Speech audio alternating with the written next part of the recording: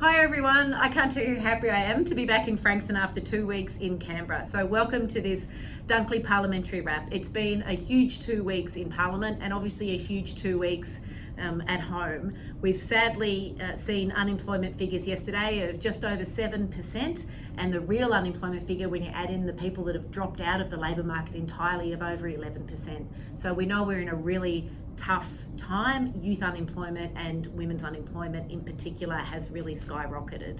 So we've been talking a lot, myself and the Labor Party in Parliament in the last 2 weeks, about we need an economic plan to go forward. I've given a number of speeches about why we need an economic plan that's good for the economy, that's good for the environment and climate change, and that is good for social capital and connectedness. And I've talked about the sort of things we need investment in Dunkley to make that happen.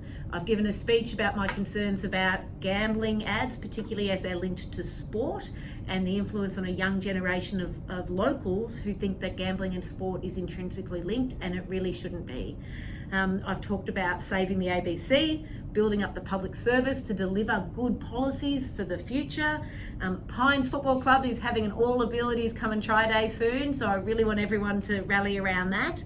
And importantly, we've been fighting to save Australia Post, to make sure delivery times don't blow out and to save jobs, because unfortunately, under the cover of COVID-19, the government have brought in regulations which will increase delivery times and lose jobs, and we just can't afford that to happen.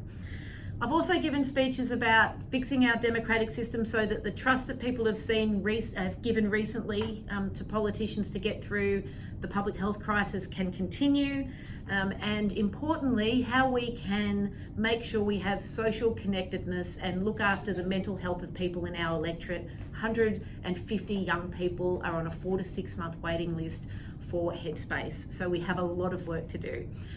There was a lot more things that happened. There's a lot more speeches I gave. You can see all or any of my speeches on my YouTube channel. And as always, please get in touch. Email me, call the office, drop in and say hello.